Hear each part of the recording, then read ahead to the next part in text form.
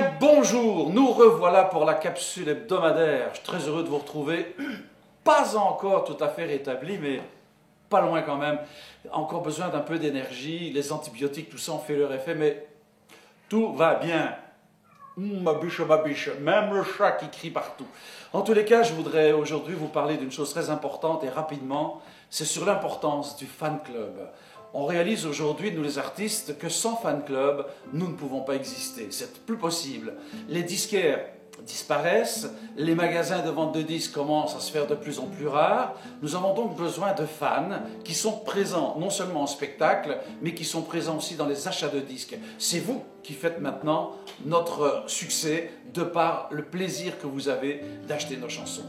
Ça veut dire que, qu'est-ce qu'on attend de vous les fans? Mais que vous soyez de plus en plus nombreux, de plus en plus enthousiastes et que vous soyez présents au spectacle, qu'il soit payant ou gratuit. Je sais, c'est un effort, mais à cette condition-là, vos artistes, nous les chanteurs, nous allons pouvoir continuer notre métier et à semer du bonheur. C'est très important. C'est très important. Je le souligne en me frottant un peu les yeux parce que je me dis que, quelque part, c'est grâce à vous que les chanteurs existent, c'est grâce à vous que nous continuons à vouloir colporter ce beau message d'amour, mais vous êtes aussi la source d'inspiration et c'est là que vous êtes important. Quand on voit vos visages resplendissants, quand on vous sent près de nous, c'est très important de nous faire sentir que vous nous aimez. Alors vous qui nous regardez, si vous n'êtes pas encore dans mon fan club, mais je vous le demande, manifestez-vous, même si vous ne voulez pas prendre une carte d'adhésion, ce n'est pas obligatoire, ce n'est pas un parti politique, c'est un parti d'amour. Alors, tout simplement de faire partie de cette grande famille.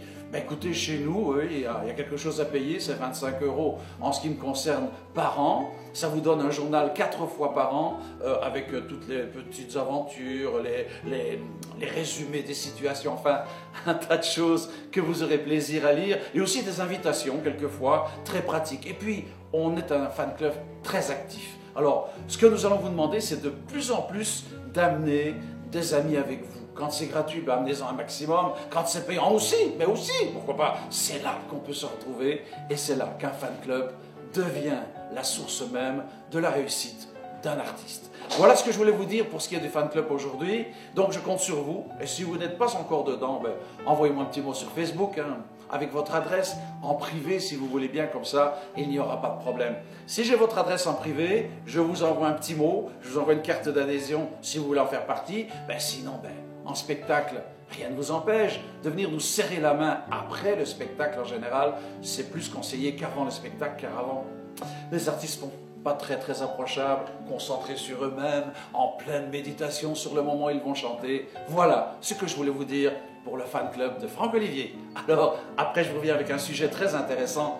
2012, rapidement, en 3 minutes. Je voudrais rapidement répondre à une question de Nicolas Fourmeau qui m'a demandé un des plus grands souvenirs de ma carrière. Alors, je remonte le temps et je découvre qu'en fait, un des plus beaux souvenirs que j'ai, c'est d'avoir foulé les planches du Caesars Palace à Las Vegas, ce grand théâtre mythique où on chantait Tom Jones, Engelbert Humperdinck, enfin tellement de grandes vedettes. Et j'ai eu la chance pour la communauté vietnamienne de faire une prestation dans les années 1990. Et donc c'est un des grands souvenirs de ma carrière. Voilà Nicolas, j'ai répondu à ta question. C'est un sujet très brûlant et très actuel que de parler de l'année 2012.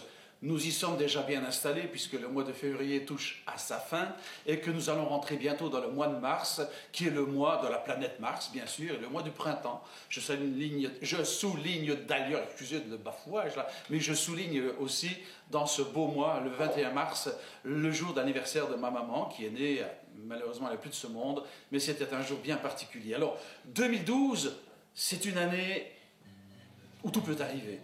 Alors, on me demande souvent par des questions, mais Franck, qu'est-ce que tu crois qui peut arriver en 2012? Je voudrais vous rassurer, non, ce n'est pas la fin du monde, mais il faut savoir que le calendrier Maya, qui a été commencé en 3114 avant Jésus-Christ jusqu'à nos jours, ce qui nous donne 5125 ans, arrive à terme le 21 décembre 2012, dans la nuit du 20 au 21 décembre 2012, dans ce moment du solstice d'hiver. Et qu'à ce moment de l'année, exceptionnellement, et ce, après 5125 ans, Nous rentrons dans un cycle aujourd'hui de 13 ans aussi, puisqu'il y a des cycles du soleil tous les 13 ans, et nous sommes à ce moment du solstice d'hiver au 20 décembre 2012, désaxés de la Voie lactée. Nous allons nous retrouver dans un axe direct avec le soleil, sans protection. Alors les gens nous demandent, mais est-ce qu'il va arriver quelque chose? Je ne peux pas vous répondre. Est-ce qu'il va arriver un phénomène physique? Je ne crois pas. Mais je suis sûr d'une chose, c'est qu'un grand spécialiste américain de l'astrologie maya, qui était Bruce Cosfield, pense que d'après les inscriptions mayas trouvées sur les stèles du début du cycle de ce 5125 ans, eh bien, lequel nous avons aujourd'hui se situerait, le calendrier aurait commencé le 11 août 3114 avant Jésus-Christ, et on arrive aujourd'hui donc dans cette corrélation qui nous amène à 5125 ans, qui est le délai du calendrier. Bien, ce monsieur, il a étudié tout ça, et avec un autre monsieur qui s'appelle Goodman et Martinez, et Thomson, Goodman, Martinez, Thomson, et ils ont découvert que tout a commencé le 21 décembre 1999, le cycle a commencé, ce cycle de 13 ans, et nous sommes au bout. Ces deux cycles donc prendront fin le 21 décembre 2012, et cette date marquera l'entrée de l'humanité dans une ère nouvelle, dans une autre dimension qui nous demande une transformation personnelle si nous voulons suivre ce mouvement. Nous allons donc devoir nous aussi nous adapter à ce moment du 20 décembre 2012. C'est là que les mentalités vont changer et qu'on parle d'un changement. On parle d'un changement de pôle. Il faut que les gens changent leur manière de penser. Il faut tout penser. On a commencé. On parle d'austérité, de difficulté, de plein de choses. Mais écoutez, c'est ça. Il faut changer notre manière de vivre. Il faut changer notre manière de nous comporter. Il faut retourner aux vraies valeurs de la vie, aux vraies valeurs émotionnelles, sentimentales, spirituelles. Nous avons besoin aujourd'hui d'un mouvement vers quelque chose de nouveau. Il faut demander à nos politiciens aussi qui nous écoutent d'arrêter de nous saigner de partout. C'est très important aujourd'hui. À vous maintenant de vous adapter à cette ère de l'an 2012. Je vais terminer sur une parole très positive.